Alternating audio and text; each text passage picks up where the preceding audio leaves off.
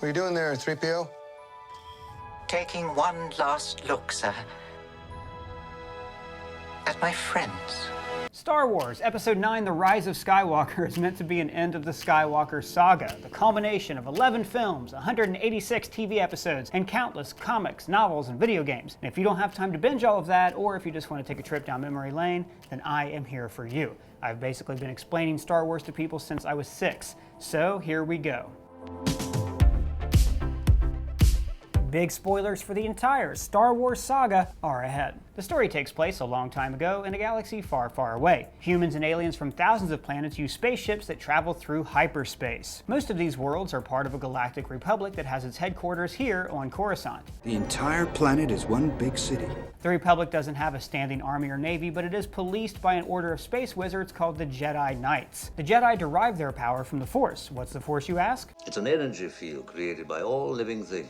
The Force gives them all sorts of powers like mind control, mind reading, telekinesis, precognition, and lots of stuff that we've never even seen yet. The Jedi use laser swords called lightsabers that can cut through almost anything and deflect blaster bolts. But things aren't going so well in the Republic because greedy special interest types like the Trade Federation actually control the government. They're run by the Neimoidians who, talk like this. We would never do anything without the approval of the Senate. Now, it turns out they're under the control of a Sith Lord called Darth Sidious. Now, what's a Sith? They're like evil Jedi, except they use the dark side of the Force. Sidious orders the Federation to kill 2 Jedi negotiators and invade planet Naboo with a droid army. The Jedi, Qui-Gon Jinn, and his Padawan apprentice Obi-Wan Kenobi escape and meet a frogman named Jar Jar Binks who talks like a Rastafarian Roger Rabbit. No, Mrs. Stay! They rescue Queen Amidala with the help of a resourceful droid named R2-D2. They stop on a desert world called Tatooine for repairs, where they meet a race car driving slave named Anakin Skywalker. Qui-Gon figures out that Anakin is strong with the Force, like stronger than anyone ever. So they win his freedom and have to leave his mom behind. And they don't come back for his mom later because, anyways, Anakin makes friendly with Amidala's handmaiden, Padme. I care for you too. They run into Darth Sidious's apprentice, Darth Maul, and the Jedi are all like, oh my god, what the actual f*** is that thing? The Sith have been dead for 1,000 years. They arrive on Coruscant and are greeted by Senator Palpatine, who's also from Naboo. Our people are dying, Senator. Qui-Gon takes Anakin to meet the Jedi Council, who are led by Jedi Masters Yoda. Here is the path to the dark side. And Mace Windu. What ain't no planet I ever heard of? They speak Bocce on what? Everyone agrees that Anakin is so powerful that he might actually be the chosen one who's going to bring balance to the Force. Meanwhile, Amidala calls for a new election, and wouldn't you know it, Palpatine becomes the new president of space. I will be Chancellor. So they go back to Naboo, where Amidala reveals, surprise, that she was actually her handmaiden Padme all along. What? And there's a big battle which Anakin basically wins accidentally. Darth Maul kills Qui-Gon, but then Obi-Wan cuts him in twain. So now Obi-Wan's going to train Anakin, and the Frog people throw a Mardi Gras. Fast forward 10 years, and there's trouble brewing. A Jedi named Count Dooku has left the Order and formed a separatist government, the Confederacy of Independent Systems, who have their own droid army. Padme is now a senator, and by the way, so is Jar Jar. I spec. So at some point in the past 10 years, this guy ran a successful campaign to represent the entire planet in space government. Well, he is a veteran. Padme survives 2 assassination attempts, so she goes into hiding, protected by teenage Anakin. And he's in love with her, even though that's against the Jedi Code. You're starting to become a Jedi. I'm a senator. Meanwhile, the Council sends Obi-Wan to investigate the assassinations, which lead him to a planet called Kamino. There he finds out, surprise, there's a secret army of the Republic made up of clones. Now these are the clones of a bounty hunter named Jango Fett, who wears super strong Mandalorian armor. More on the Mandalorians in just a bit. Meanwhile, Anakin and Padme play in the grass, they talk about politics, and they kiss. Until Padme pumps the brakes. But Anakin's been having bad dreams about his mom dying, so they go back to Tatooine where, sure enough, dead mom. He kills an entire village of sand people, then brags about it to his new girlfriend. And I slaughtered them like animals. And then she's all like, oh, my poor little murderer, I love you. Meanwhile, Obi-Wan has been captured by Count Dooku. Anakin and Padme go to rescue him, and they bring along a protocol droid named C-3PO, who Anakin built when he was a kid. Thank the Maker. Back on Coruscant, Jar Jar proposes to give Palpatine emergency military powers so they can cut through the crap and use the clone army. There's a big battle on Geonosis between the Separatists and the Republic, with the Jedi assuming leadership of the clone army. Now, during the fight, Jango Fett is killed, but his clone son Boba Fett takes over his armor. Dooku cuts off Anakin's arm and fights Yoda to a standstill before escaping. But now, things are getting serious. Begun. The Clone War has. Dooku delivers plans for a super weapon to Darth Sidious back on Coruscant, while Anakin and Padme are married in secret. Alright, now on to the Clone Wars. Anakin has become a full-fledged Jedi and takes on a Padawan apprentice of his own, a young woman named Ahsoka Tano. I'm the one with enthusiasm. You're the one with the experience, which I'm looking forward to learning from. Alright, so battles between clones and droids are raging across the galaxy. The Separatist forces are led by General Grievous, a half-alien, half-droid who lightsaber fights with 4 arms. On planet Ryloth, the Republic teams with a local freedom fighter named Cam Syndulla to fight the Separatists off the planet.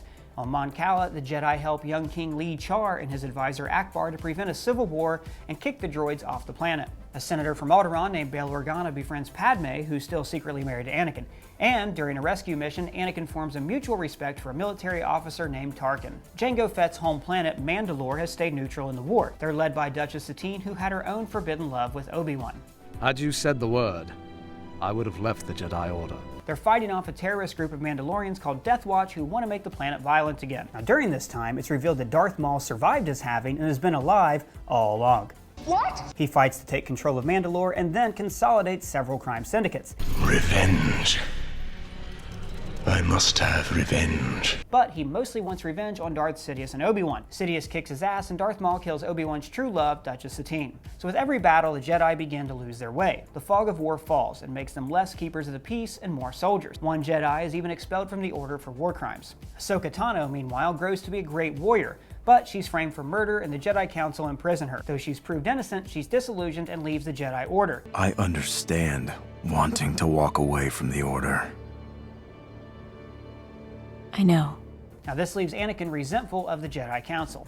Meanwhile, the Senate keeps amending the Constitution to give Palpatine more power. The Separatists are on the ropes, but the war drags on. The Senate will vote to continue the war as long as Grievous is alive. Grievous kidnaps Palpatine but is rescued by Anakin and Obi-Wan. While Obi-Wan is passed out, the Chancellor gives Anakin some advice. Kill him. Then he cuts off Dooku's head with 2 lightsabers, one blue and one red. Is that symbolic? Afterwards, Yoda leaves to fight droids on Kashyyyk, a planet full of giant ape people called Wookiees. While Obi-Wan runs off to kill Grievous and end the war. Then Padme drops this bomb on Anakin. I'm pregnant. What? Then he starts having nightmares about his wife dying in childbirth. So then Anakin goes to the opera with Palpatine, who tells him about a Sith Lord who knew the secret to immortality. He could even keep the ones he cared about from dying. Then Anakin figures out the truth. You're the Sith Lord. What? Now Mace Windu and a few red shirt Jedi go to arrest the Chancellor, but Anakin turns heel and joins the Sith. Good. Anakin is now Darth Vader and he helps Palpatine purge all the Jedi. Anakin goes to the temple and murders a few Jedi kids. Did you just say murders kids? Yeah, he murders kids. He just goes straight to child murder. Well, yeah, it's because he's evil now. Look, can you leave? I'm trying to do this and you're really throwing me off. Fine. Meanwhile, Obi-Wan kills Grievous and wins the war, but the Emperor's enacted Order 66, which activates a chip in the clones' heads and tells them to kill Jedi. Obi-Wan and Yoda escape the Purge, the latter with the help of a kind Wookiee named Chewbacca. Meanwhile, Palpatine uses the Jedi attack as an excuse to form Empire! with himself as the Emperor. Padme and her friend Bail Organa are not happy about this. So this is how liberty dies. Yoda and Obi-Wan split up to fight the 2 Sith Lords. Obi-Wan stows away on Padme's ship, making Anakin think that she betrayed him. The Emperor defeats Yoda, literally collapsing the institution of democracy around him. Is that symbolic? Obi-Wan cuts off the rest of Anakin's limbs before letting him burn like a marshmallow. I'm still alive, only I'm very badly burned. Later, Padme gives birth to twins and dies of a broken heart. Her last words are, There's good in him. Darth Vader is placed inside a droid suit that helps him breathe. He asks where Padme is and the Emperor tells him, You killed her. So then Vader is all like, no! The twins are split up to protect them from Vader. Leia is adopted by Bail Organa on Alderaan, while Luke goes to live with his step-uncle on Tatooine, while Obi-Wan lives nearby to keep an eye on him. Meanwhile, Anakin, the Emperor, and Tarkin begin construction on their new super weapon. It was, in part, designed by a scientist named Galen Erso. He tried to leave the project, but was kidnapped by the Empire. His daughter, Jen Erso, was taken in by a Clone Wars veteran named Saw Gerrera, who raised her to be a warrior. Now meanwhile, on planet Corellia, a young indentured servant named Han is trying to escape the planet with his girlfriend Kira. He gets off planet by joining the Imperial military, who give him the last name Solo. Now while he's in the brig, he meets our old friend Chewbacca. The two become best friends and join a heist crew. But then they get in hock to a gangster syndicate called Crimson Dawn, where Kira now works. What? So, they gotta steal some space gasoline to pay off Crimson Dawn, so they recruit a smooth-talking gambler named Lando Calrissian to help them. And it's implied that he a robot. How would that work? It works. Lando's ship, the Millennium Falcon, is the fastest in the galaxy. They narrowly escape the Empire, there's a few double crosses, they kill the Vision and Woody Harrelson, and Han helps out some rebels, but doesn't join them. He wins the Falcon from Lando in a card game, so now he and Chewie can have adventures together. But Kira stays in the crime game, and it turns out that her boss has been Darth Maul all along. What? Now, over the coming years, there's a lot of discontent toward the Empire. Small groups have started to resist locally. On one planet called Lothal, a small band of rebels upsets the Empire with small raids. Their leader is Hera Syndulla, daughter of Clone Wars freedom fighter Cam Syndulla. And there's also Kanan, a former Jedi Padawan who escaped the Purge. There's Zeb, Chopper, and a Mandalorian highborn named Sabine. They're joined by Ezra, who's kind of a street rat. I don't buy that. Kanan realizes Ezra is strong with the Force and trains him to be a Jedi. Now, gradually, they come into contact with other rebel cells, led by Bail Organa, his adopted daughter Leia, and Ahsoka Tano. They form the Alliance to restore the Republic, which is often just called the Rebel Alliance. Vader nearly kills Ahsoka in a duel before Ezra saves her with time travel. He does this by accessing a place called the World Between Worlds, which I think might be in The Rise of Skywalker, kind of. Over the years, they meet Darth Maul, who tries to tempt Ezra to the dark side, but dies in a final duel with an elderly Obi-Wan. Sabine helps her family unite the houses of Mandalore, and Hera helps organize the rebellion on a larger scale, recruiting Imperial pilots like Wedge Antilles, and finding ships like the X-Wing starfighters. Eventually, Kanan dies and Hera has his baby. Ezra disappears, taking a huge Imperial fleet with him, freeing his planet from the Empire.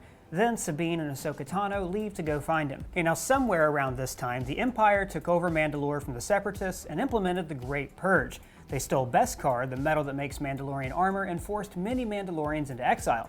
Afterwards, many of them became radicalized warriors and swore to never remove their helmets. This is the way.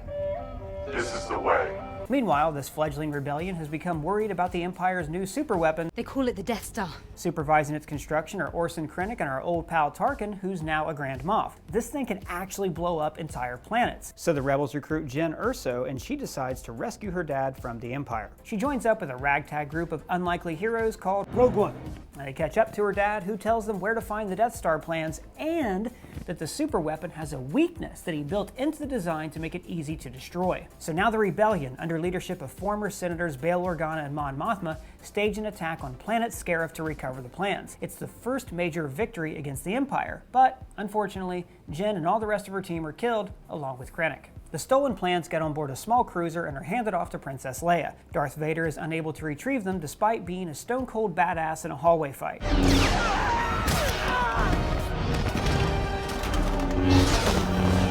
Leia, following instructions from her dad, goes to Tatooine to recruit Obi-Wan Kenobi, but she's been captured by the Imperials. So she puts the Death Star plans inside R2-D2, who escapes to the planet with C-3PO. Darth Vader captures Leia and brings her back to the Death Star. Meanwhile, the droids are captured by scavengers called Jawas and sold to Owen and Beru Lars, who just happen to be raising young Luke Skywalker. Luke is restless and wants to leave the farm.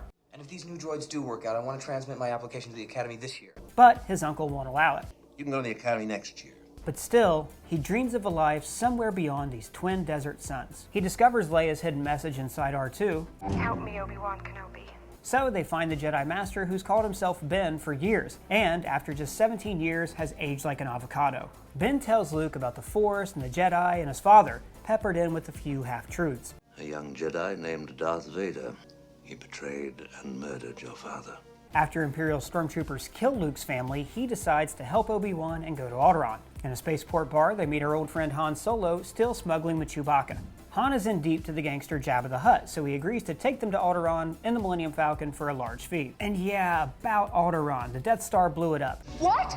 And now the Imperials are going to kill Leia. The heroes enter the Death Star and rescue Leia, who's got a lot of sass and is handy with a blaster. Will somebody get this big walking carpet out of my way? Obi-Wan confronts Vader, but wills himself to be part of the Force before dying. This allows the heroes to escape and bring the plans back to the Rebellion, where they find the Death Star's fatal flaw. The rebels fly into battle as the Death Star closes closes in on their base. Luke joins the fight along with Wedge Antilles and a lot of people who just die.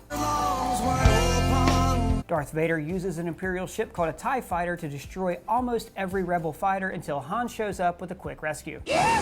Luke turns off his targeting computer and trusts in the Force to guide him. He blows up the Death Star, killing everyone except Vader, who escaped in his ship. Vader could feel that the pilot who destroyed the Death Star had special abilities. Force is strong with this one. So he does some investigating and finds out that his last name was Skywalker. And then he realizes that this is his son. He didn't actually kill Padme, and the Emperor has been lying to him all along. What? So he plans to recruit Luke to be his apprentice so the two of them can overthrow the Emperor. So about 3 years go by and the rebellion is hiding their base on an ice planet called Hoth. Han is still with them, but he's about to leave and pay off Jabba the Hutt. But then the Empire attacks and the rebels barely get away. Han, Leia, Chewbacca, and the droids engage in a cat and mouse game of chase that almost results in some hanky-panky.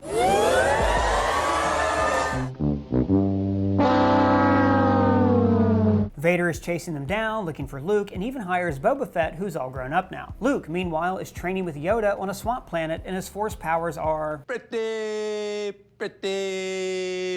good.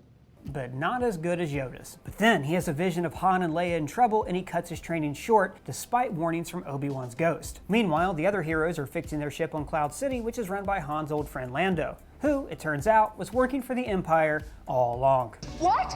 They freeze Han Solo and hand him over to Boba Fett. So Luke shows up, Vader kicks his ass, cuts off his hand, and tells him that he's been his father all along. What? We already knew that. We can rule the galaxy as father and son. So Luke is all like, "You're not my real dad!" And then Lando turns babyface and helps them escape. The rebels are pushed out of the galaxy completely, but live to fight another day. Now let's go back to Tatooine to the palace of the vile gangster Jabba the Hutt. Jabba's got it all: a band, a stripper, and a big monster to eat the stripper. The rebels infiltrate his base to free Han, but the plan backfires and they're all captured. Now this space pirate is going to make them walk the plank into a monster that looks like a butt with teeth. But then Luke shows off all of his badass new Force abilities.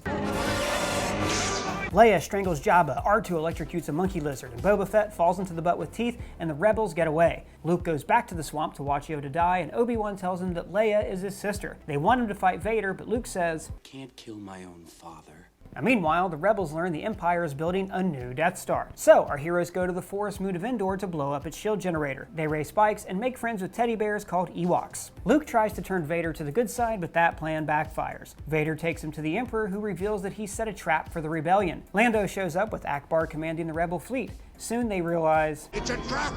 A huge battle begins in space on Endor, with the teddy bears joining the fight, and between Luke and Vader. Luke almost turns to the dark side before realizing, as we all do one day, that he's turning into his father. So he rejects this path. I am a Jedi, like my father before me. The Emperor responds by electrocuting him until Vader has a change of heart and betrays the Emperor. In Vader's final moments, he thanks Luke for believing in him. Han blows up the shield generator, Lando and Wedge destroy the Death Star, and across the galaxy, people celebrate the defeat of the evil galactic empire. Luke holds a small, intimate service for his father, then joins the celebration with the teddy bears and the ghosts of his mentors. Then it turns out that the Emperor put a kill switch on the Empire called Operation Cinder. Basically, if the Empire couldn't protect its Emperor, then it's not worth having. The Imperial fleet begins destroying planets before they're finally defeated at the Battle of Jakku. Then a government called the New Republic is formed. On the outer rim of the galaxy, Imperial warlords fight for control of the Empire's scraps. A Mandalorian bounty hunter faces off with these remnants to save a youngling of Yoda's race, who is also strong with the Force. The New Republic disbands 90% of its military so they won't end up a dictatorship like the Empire. Leia goes into politics, marries Han, and has a son named Ben. Luke trains Ben in the ways of the Force. The Force is strong in my family. Now Leia's worried about a new military group called the First Order, but no one else in the New Republic seems to care. So she leaves the Republic to start a shadow military group, the Resistance. This is composed of plucky, ragtag pilots from across the galaxy. They're led by Poe Dameron, the galaxy's best pilot since Luke Skywalker. The First Order are led by an evil, cozy-dressed Force user named Snoke. Luke starts a new Jedi school, but senses that Snoke is drawing Ben toward the dark side of the Force. He's tempted to murder the kid. Like father, like son, am I right? But then he changes his mind. But Ben turns anyways, kills the other students, and runs off with a few of his friends. Afterwards, Luke gives up and puts himself into exile. Han and Leia split, with Han going back to smuggling with Chewie. Now Ben calls himself Kylo Ren, and he's a higher up in the First Order, along with an incel named Hux. Alright, so now it's 30 years after the Battle of Endor. Kylo Ren is looking for a map to Luke Skywalker that Poe Dameron has hidden inside of a cute little droid named BB-8.